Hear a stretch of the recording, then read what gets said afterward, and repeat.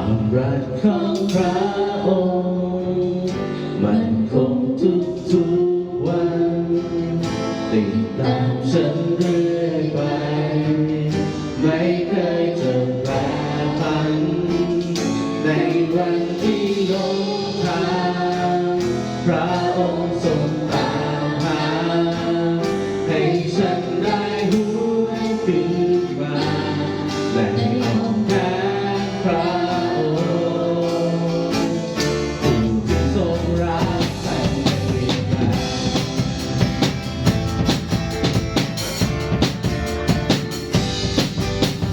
ใช่คนที่มารักพระองค์รักฉันรอใช่คนที่มีพร้อมกับพระองค์ทรงนำไปให้ตัวฉันได้พบความรักความหมายให้ฉันได้พบความแรงก็ถูกพระองค์แสนดีฉันจึงสั่นเธอเรื่อยไปของพระองค์มันคงทุกวันติดตามฉันเรื่อยไปไม่เคยเดินแปรผันในวันที่หลงทางพระองค์ทรงตามหาให้ฉันได้หวนคืนมาให้อ้อมแขนพระองค์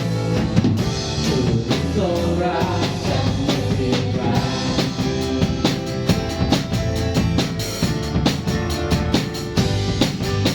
ไม่ใช่คนที่น่ารักแต่พระองค์รักฉันก่อนไม่ใช่คนที่มีพร้อมแต่พระองค์ทรงนำไปให้ตัวฉันได้พบความรักความหมายให้ฉันได้พบความหมายก็คือพระองค์แสนยิ่งใหญ่ฉันจึงสั่นเธอเรื่อยไปความรักของพระองค์มันคงทุกวัน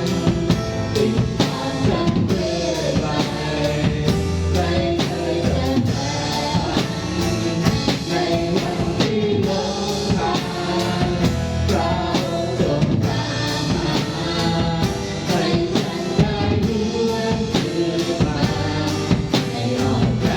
นพระองค์ผู้ที่ทรงรักฉันไม่เปลี่ยนแปลงขอบคุณพระเยซูขอบคุณพระเยซูขอบคุณพระเยซูที่ทรงใส่ตัวฉันในวันที่หลงทางพระองค์ทรงตามหาให้ฉันได้หวนคืนมาให้อ้อมแขนพระองค์ผู้ที่ทรงรักไม่เปลี่ยนแปลง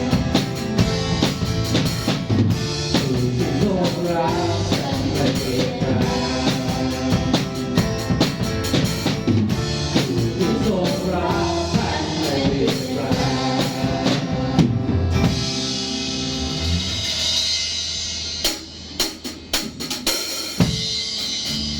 ไม่ดูเลยเอาไว้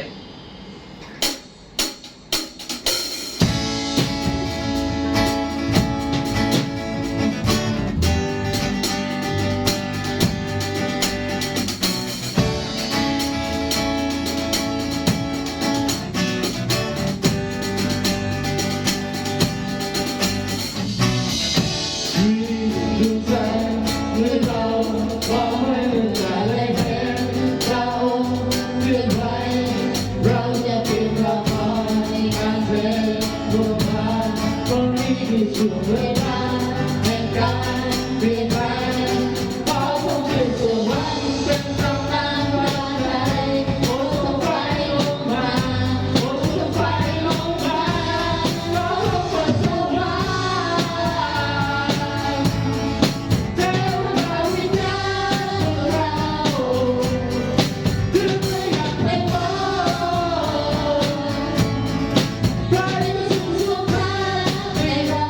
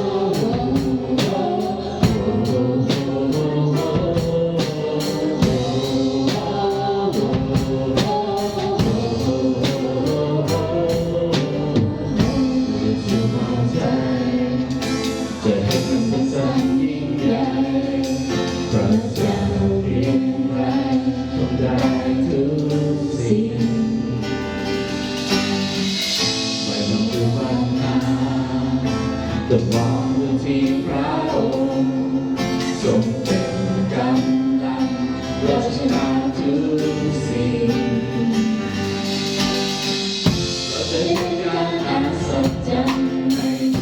ทุกๆวันการช่วยเหลือและการจัดเตรียมจากพระองค์ให้เราโห่ร้องสรรเสริญยกย่องพระนามที่ทรงประทานสิ่งดีพระพรมากมายในชีวิตเราขอเดินไปด้วยความมั่นใจในเส้นทางที่พระคุณและการอัศจรรย์ที่พระองค์ทรงทำเพื่อ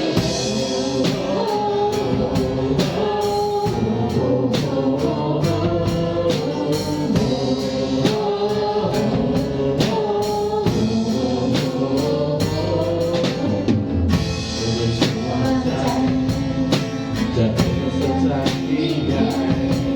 เพื่อจะเปลี่ยนแปลงได้ทุกสิ่งมองว่าทาง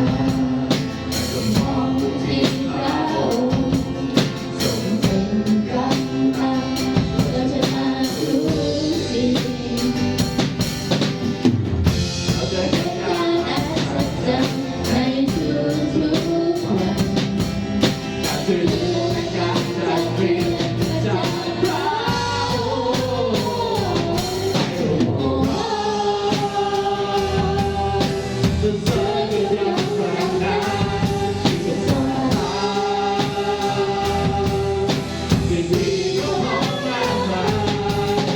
ในตัวเราขอเดินไปด้วยความมั่นใจในเส้นทางที่พระคุณและสุดาให้เราโห่ร้องสรรเสริญยกย่องพระนามที่ทรงประทานสิ่งดีพระพรมากมายในทุกวันเราขอเดินไปด้วยความมั่นใจ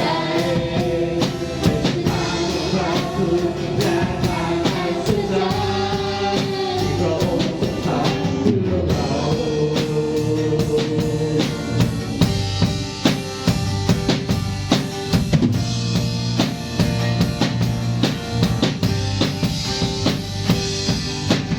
ทรงรักษาอย่างอัศจรรย์ทรงนำพาอย่างอัศจรรย์ทรงจัดเตรียมอย่างอัศจรรย์ทรงช่วยเหลืออย่างอัศจรรย์ให้เราโห่ร้องสรรเสริญยกย่องพระนามที่ทรงประทานสิ่งดีพระพรมากมายในทุกวันเราขอเดินไปด้วยความมั่นใจในเส้นทางที่พระคุณและการอัศจรรย์ให้เราโห่ร้องสรรเสริญยกย่องพระนามที่ทรงประทาน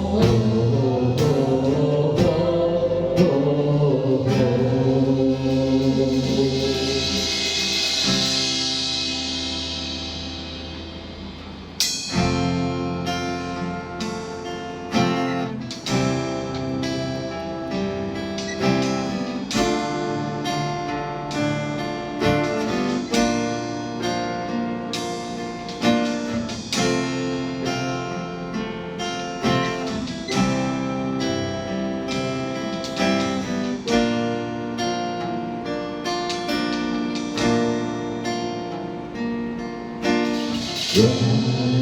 พระองค์ทรงดำรงเป็นความจริงในข้าทรงครอบครองทั้งชีวิตในพระหัตถ์พระองค์ที่การเดินโลหิตไหลทำให้ข้าเป็นไทยน้ำพระองค์ทรงให้ข้าฟื้นชีวิตให้ข้าความหวังของข้าอยู่ในพระองค์เพียงพระเยซูทรงเป็นกำลังหมดทั้งชีวิตอยู่ในอ้อมแขนพระองค์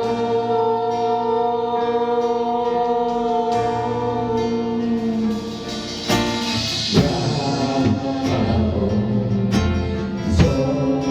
ดำรงเป็นความจริงในข้าทรงครอบครองทั้งชี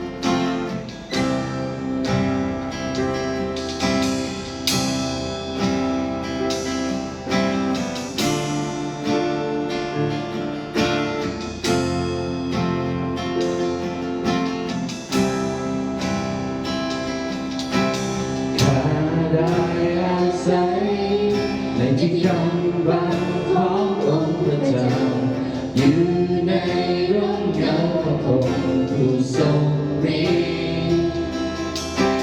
โอ้กอดข้าไว้อยู่ในใต้ปีกขององค์พระเจ้าเป็นที่ลี้ภัยของข้าในพระองค์ข้าไม่กลัวสิ่งใดพระผู้ไทยช่วยให้ข้าพ้นภัยในพระองค์ทุกสิ่งเป็นไปได้ข้าเชื่อพระองค์ผู้เดียวที่ข้าวางใจ